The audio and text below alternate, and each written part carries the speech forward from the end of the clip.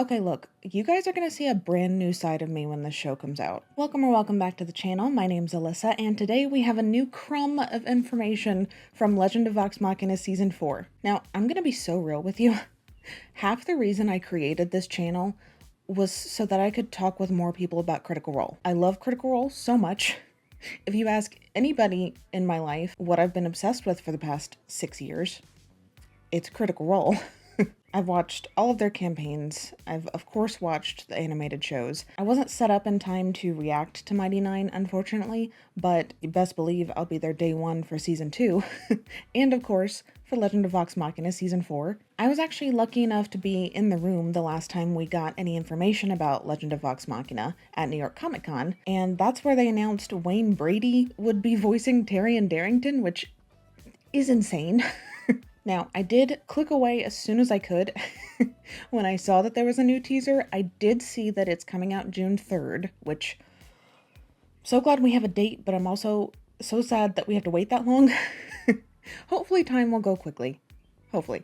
I do know that this is a very short teaser, but I kind of want to use this as an excuse to just talk about the show and talk about my theories on maybe what's going to happen in this season, discuss what they might change, everything like that. So here's how this is going to work. I'm going to do my best to not blurt out spoilers right off the bat, and I'll try and keep my initial discussion kind of vague so that anybody who hasn't watched the campaign or doesn't want spoilers, you can still participate in some of the theory crafting. But then towards the end of the video, I'm going to have a spoiler section where I will be discussing things that happened in the campaign, the end of the campaign, what I think is going to happen at the end of the show, stuff like that. So I will have timestamps linked in the description for the spoiler section so that you can exit before then. Now, of course, I had to rep my girl Keyleth. I love Kiki. I named my dog after her. Put a picture up. That's Kiki. And real quick before we get started, if you do like this video, don't forget to give it a thumbs up and hit subscribe while you're down there. And let me know in the comments what you think we're going to see in Season 4 of Legend of Vox Machina. Do try and keep your comments spoiler-free if possible. I do want everybody to enjoy this experience with me. But with all that being said, let's get going. Whispered One. Spinny Orb of Death.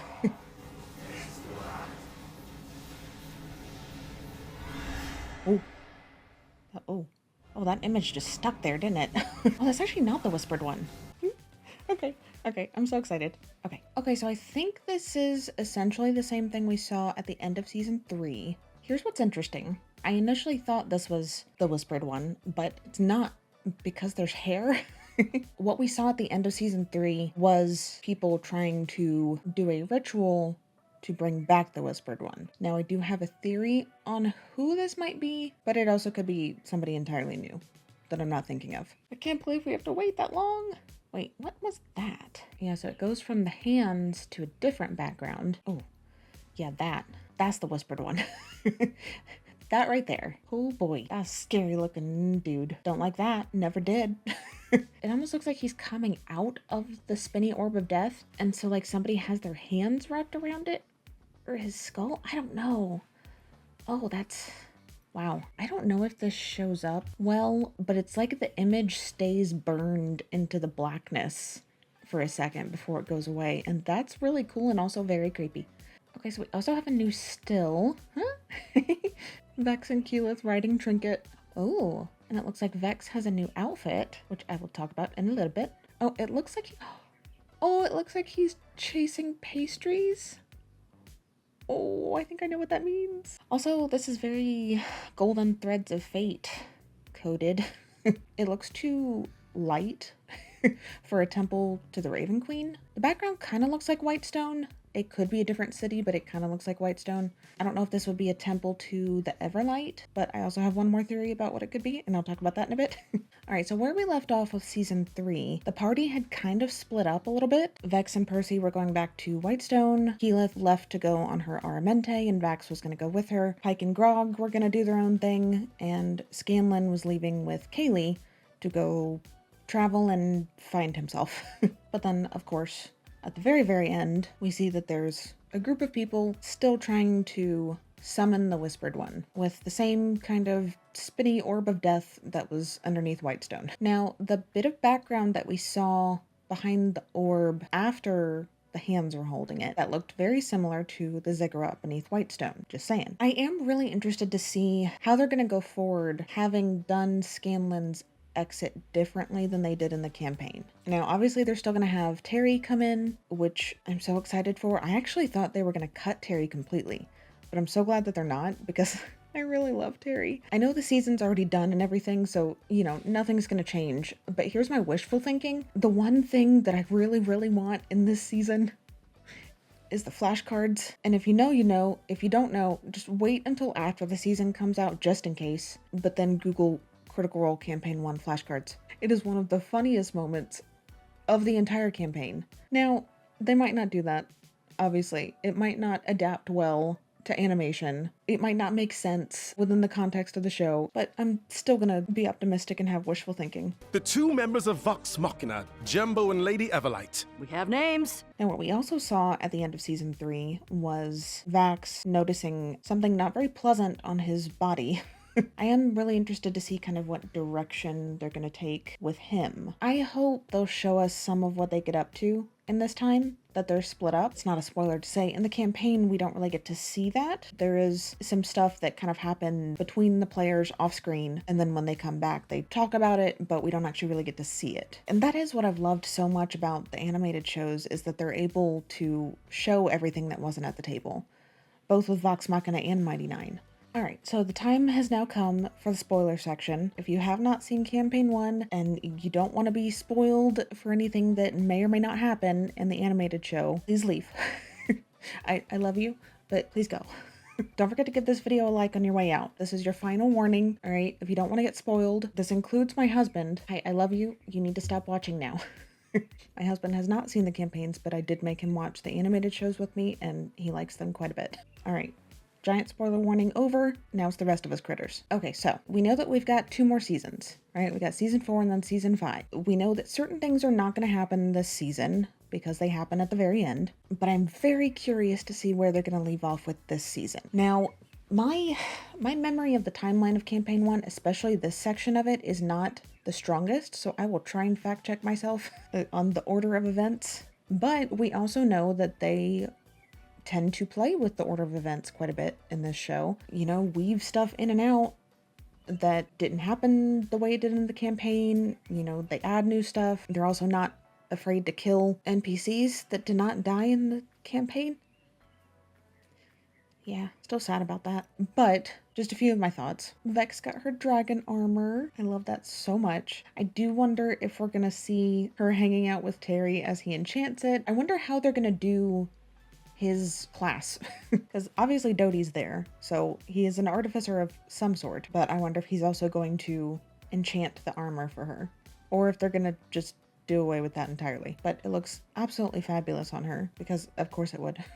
I also wonder how much of Terry's story we're gonna get. We know that he's gonna accompany them to at least try and get more knowledge on the Whispered One, as we saw from the teaser that we did get. I am so excited for the Ocean's 11 heist that is inevitably going to go wrong. But are we going to see his family? Are we going to have any of that dynamic? Are they going to have him with them at the end? I don't necessarily see that happening. Mechanically, we understand why it happened in the campaign, because Sam couldn't play 2 characters at once. We don't have that problem here. But I just wonder, you know, if there's anything Terry would lend to the experience. It's already going to be so packed with all of them being in Vasselheim at the same time, so he might still make an exit, but he could be support from the sidelines, kind of. That could be an option.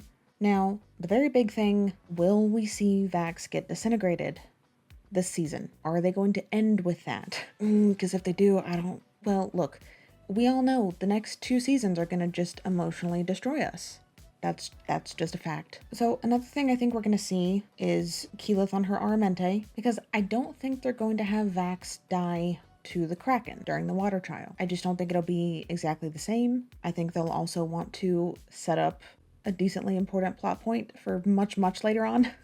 But, you know, that's also a very big thing for Keyleth. I think maybe Vax comes close to death, possibly, you know, gets badly injured, but I don't think he's actually going to die because I think they're going to save that for the disintegration.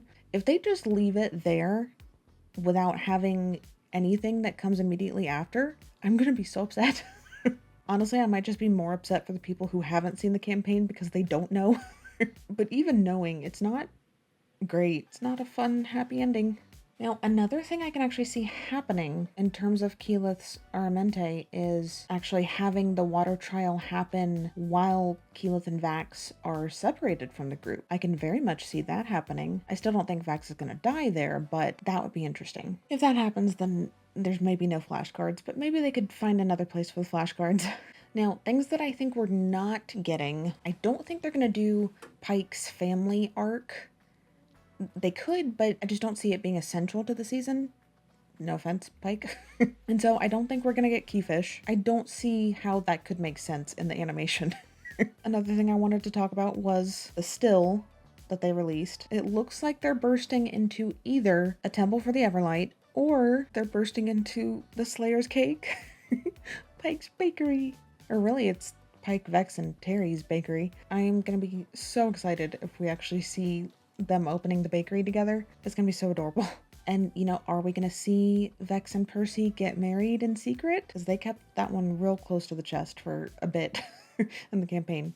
And like I was talking about before, the background, whenever it switches to say June 3rd, that looks like the ziggurat, but it looks like the ziggurat in Marquette, where they find Delilah Briarwood. I do kind of think that that might be sort of the mid-season twist. Again, it's hard for me to remember the timeline of things, and they're probably gonna change around the timeline of things. But I do think that's probably gonna be a good cliffhanger of, oh shit, Delilah's alive. I hate Delilah, but I love her so much, especially when Grey Delisle voices her. Incredible. So I'm very excited to see that play out, if it does play out like that. I think that's all the theories I had for now, but when the full trailer drops, you know I'm going to be here yapping about it.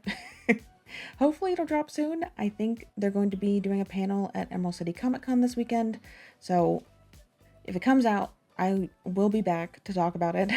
Let me know in the comments what you think of the teasers we've gotten, what you think is going to happen in Season 4. Don't forget to give this video a like and subscribe, and I'll see you guys next time. Bye!